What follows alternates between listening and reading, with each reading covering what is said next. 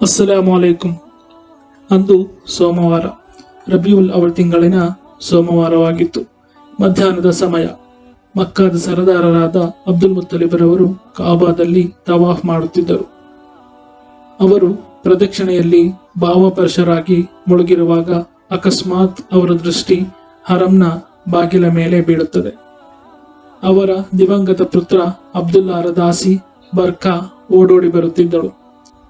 ದಾಸಿ ಬರ್ಕಾ ಓಡೋಡಿ ಬಂದು ಎದುಸಿರು ಬಿಡುತ್ತಾ ನಿಂತಾಗ ಅಬ್ದುಲ್ ಮುತ್ತಲಿಬರವರು ಆಕೆಯಲ್ಲಿ ವಿಚಾರಿಸುತ್ತಾರೆ, ಏನಾಯ್ತು? ಆವಾಗ ಬರ್ಕಾ ಹೇಳುತ್ತಾಳೆ, ಸರದಾರರೇ, ಶುಭವಾಗಲಿ. ಅಮ್ಮ ಅವರಿಗೆ ಚಂದ್ರನಂತಹ ಮಗು ಹುಟ್ಟಿದೆ. ಅದು ಅತ್ಯಂತ ಸುಂದರ ಪುತ್ರ. ಒಂದೇ ಉಸಿರಲ್ಲಿ ಆಕೆ ಇದೆಲ್ಲವನ್ನು ಹೇಳಿ ಮುಗಿಸುತ್ತಾಳೆ. ಆನಂದದಿಂದ ಆಕೆಯ ಕಾಲುಗಳು ನೆಲದ ಮೇಲೆ ನಿಲ್ಲಲು ಆಗುತ್ತಿರಲಿಲ್ಲ. ಆಕೆ ಪ್ರತಿಕ್ರಿಯೆ ಕಾಯದೆ ಮುಂದುವರಿಸುತ್ತಾಳೆ, ಸರದಾರರೇ, ಅಮ್ಮ ತಮ್ಮನ್ನು ಕರೆಯುತ್ತಿದ್ದಾರೆ, ಬೇಗ ಬನ್ನಿ. ನಾನು ಹೊರಟೆ. ಓಹೋ, ಮಗು ಎಷ್ಟು ಸುಂದರ! ಚಂದ್ರನಂತಹ ಮುಖ, ಕಾಡಿಗೆಯಂತಹ ಕಣ್ಣುಗಳು, ಅತ್ಯಂತ ಪರಿಶುದ್ಧವಾದ ದೇಹ. ಸರದಾರರೇ, ದೇಹದಿಂದ ಸುಗಂಧ ಸೂಸುತ್ತಿದೆ. ಅಮ್ಮನವರ ಕೋಣೆ ಇಡೀ ಪರಿಮಳ ಭರಿತವಾಗಿದೆ ಎಂದು ಹೇಳುತ್ತಾಳೆ. ಇಷ್ಟು ಹೇಳಿ ಆಕೆ ಓಡಿ ಹೋಗುತ್ತಾಳೆ. ಅಬ್ದುಲ್ ಮುತ್ತಲಿಬರವರಿಗೆ ತುಂಬಾ ಸಂತೋಷವಾಗುತ್ತದೆ. ಅವರಿಗೆ ಆ ಸಂತೋಷದಲ್ಲಿ ಉಸಿರಾಡಲು ತುಂಬಾ ಕಷ್ಟವಾಗಿಸುತ್ತದೆ. ಕಣ್ಣುಗಳಿಂದ ಆನಂದ ಬಾಷ್ಪಗಳು ಹರಿಯಲಾಯಿತು. ಅವರು ತಮಗರಿವಿಲ್ಲದೆ ಮುಂದುವರೆದು ಕಾಬಾ ಪರದೆಯನ್ನು ಅಪ್ಪಿ ಹಿಡಿದು ಜೋರಾಗಿ ಪ್ರಾರ್ಥಿಸುತ್ತಾರೆ. ಓ ಅಲ್ಲಾಹ್, ನಿನಗೆ ಕೃತಜ್ಞತೆ ಸಲ್ಲಿಸಲು ನನಗೆ ಮಾತೆ ಹೊರಡುತ್ತಿಲ್ಲ. ನೀನು ಅಬ್ದುಲ್ಲಾನ ಮನೆಯ ಜ್ಯೋತಿ ಬೆಳಗಿಸಿದೆ. ಆಮಿನಾಳಿಗೆ ಪುತ್ರನನ್ನು ದಯಪಾಲಿಸಿದೆ. ನನಗೆ ವೃದ್ಧಾಪ್ಯದ ಆಸರೆಯನ್ನು ನೀಡಿದೆ. ಓ ಅಲ್ಲಾಹ್, ಅದನ್ನು ಸಂರಕ್ಷಿಸು ಎಂದು ದುಆ ಮಾಡುತ್ತಾರೆ.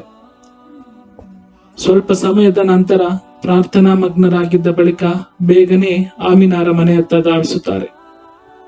ಮನೆಗೆ ಪ್ರವೇಶಿಸುತ್ತಲೇ ಅಪೂರ್ವ ಸುಗಂಧವು ಅವರನ್ನು ಸ್ವಾಗತಿಸುತ್ತದೆ. ಅಬ್ದುಲ್ ಮುತ್ತಲಿಬ್ ಆಮಿನಾರ್ ಅವರ ಮಲಗುವ ಕೋಣೆಯ ಹೊರಗೆ ನಿಂತು ಬಿಡುತ್ತಾರೆ. ಸುದ್ದಿ ತಿಳಿದೊಡನೆ ಬರ್ಕಾ ಬಂದು ಆಮಿನಾರ ಶುಭಾಶಯ ತಿಳಿಸುತ್ತಾಳೆ. ಜೊತೆಗೆ ಒಳಗೆ ಬರಲು ಕೋರುತ್ತಾರೆ. ಕೋಣೆಗೆ ಪ್ರವೇಶಿಸುತ್ತಲೇ ಪ್ರಸನ್ನ ವದನೆಯು ಪೂರ್ಣ ಆರೋಗ್ಯವಂತಳು ಆದ ಆಮಿನಾಳ ದರ್ಶನವಾಗುತ್ತದೆ. ಅಬ್ದುಲ್ ಮುತ್ತಲಿಬ್ರವರು ಮಗುವನ್ನು ಎತ್ತಿಕೊಂಡು ನೋಡುತ್ತಾರೆ. ಅತ್ಯಂತ ಸುಂದರ ಮುಖ, ಕಾಡಿಗೆ ಬಣ್ಣದ ಕಣ್ಣುಗಳು, ಕಾಂತಿಯುತ ಹಣೆ ಹಾಗೂ ಸುಗಂಧ ಭರಿತ ದೇಹವನ್ನು ಕಂಡು ಆನಂದ ತುಂದಿಲರಾದರು. ಪ್ರೀತಿಯಿಂದ ಮುದ್ದಿಸುತ್ತಾರೆ. ಮಗುವನ್ನು ಎದೆಗೆ ಅವಚಿ ಹಿಡಿದು ಕಹಬಾ ಭವನಕ್ಕೆ ತರುತ್ತಾರೆ. ಸ್ವಲ್ಪ ಹೊತ್ತು ಅಲ್ಲಿ ಪ್ರಾರ್ಥಿಸಿದ ಬಳಿಕ ಮರಳುತ್ತಾರೆ. ಹಾಶಿಂ ಮನೆತನದಲ್ಲಿ ಅಬ್ದುಲ್ಲಾರ ಅನಾಥ ಪುತ್ರನ ಜನನದ ಬಗ್ಗೆ ಸಂತೋಷದ ಹೊಳೆಯೇ ಹರಿಯುತ್ತದೆ. ಅಬ್ದುಲ್ ಮುತ್ತಲಿಬ್ರವರಿಗೆ ಎಲ್ಲಾ ಕಡೆಯಿಂದಲೂ ಹಲವು ಶುಭಾಶಯ ಸಂದೇಶಗಳು ಬರುತ್ತದೆ. ಮಗು ಹುಟ್ಟಿದ 7ನೇ ದಿನ ಅವರು ಕುರ್ಬಾನಿ ನೀಡುತ್ತಾರೆ. ಕುರೈಶರಿಗೆ ಔತಣಕೂಟ ಏರ್ಪಡಿಸುತ್ತಾರೆ. ಪ್ರಚಲಿತ ಸಂಪ್ರದಾಯದಂತೆ ಜನನದ ಸಂತೋಷವನ್ನು ಅದ್ದೂರಿಯಿಂದ ಆಚರಿಸಲಾಗುತ್ತದೆ. ಔತಣ ಮುಗಿಸಿ ಒಬ್ಬ ಅತಿಥಿ ಪ್ರಶ್ನಿಸುತ್ತಾನೆ, ಸರದಾರರೇ, ತಾವು ತಮ್ಮ ಪೌತ್ರನಿಗೆ ಏನು ಹೆಸರಿಟ್ಟಿದ್ದೀರಿ? ಆಗ ಅಬ್ದುಲ್ ಮುತ್ತಲಿಬರವರು ಹೇಳುತ್ತಾರೆ, ಮುಹಮ್ಮದ್ ಎನ್ನುತ್ತಾರೆ. ಜನರು ಈ ಹೆಸರು ಕೇಳಿ ಆಶ್ಚರ್ಯಪಡುತ್ತಾರೆ. ಇನ್ನೊಬ್ಬನು ಹೀಗೆನ್ನುತ್ತಾನೆ, ಬಹಳ ವಿಚಿತ್ರ ಹಾಗೂ ಅಪೂರ್ವ ಹೆಸರು.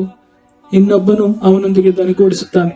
ಅಷ್ಟರಲ್ಲಿ ಒಬ್ಬನು ಹೀಗೆನ್ನುತ್ತಾನೆ, ಸರದಾರರೇ, ತಮ್ಮ ಮನೆತನದಲ್ಲಿ ರೂಢಿಯಲ್ಲಿರುವ ಹೆಸರುಗಳನ್ನು ಬಿಟ್ಟು ಈ ಹೆಸರನ್ನು ಏಕೆ ಹಾರಿಸಿದಿರಿ? ಅದಕ್ಕೆ ಅಬ್ದುಲ್ ಮುತ್ತಲಿಬ್ ಹೇಳುತ್ತಾರೆ, ನನ್ನ ಮಗು ಜಗತ್ತಿನಲ್ಲಿ ಎಲ್ಲರ ಪ್ರಶಂಸೆಗೆ ಪಾತ್ರವಾಗಬೇಕೆಂಬುದೇ ನನ್ನ ಬಯಕೆ. ಆಕಾಶಗಳಲ್ಲೂ ಭೂಮಿಯಲ್ಲೂ ಅದರ ಗುಣಗಾನವಾಗಬೇಕು. ಸೃಷ್ಟಿಕರ್ತನಿಗೂ ಸೃಷ್ಟಿಗಳಿಗೂ ಅದು ಪ್ರಿಯವಾಗಬೇಕು ಎನ್ನುತ್ತಾರೆ. ಪ್ರವಾದಿ ಮುಹಮ್ಮದ್ ಸಲ್ಲಲ್ಲಾಹು ಅಲೈಹಿ ವಸಲ್ಲಮರ ಜನನದ ಕಥನ ಸನ್ನಿವೇಶ. ನಮ್ಮ ಚಾನೆಲ್ಗೆ ಸಬ್ಸ್ಕ್ರೈಬ್ ಮಾಡಿ ಮತ್ತು ನಿಮ್ಮ ಕುಟುಂಬದವರಿಗೂ ಹಂಚಿಕೊಳ್ಳಿ.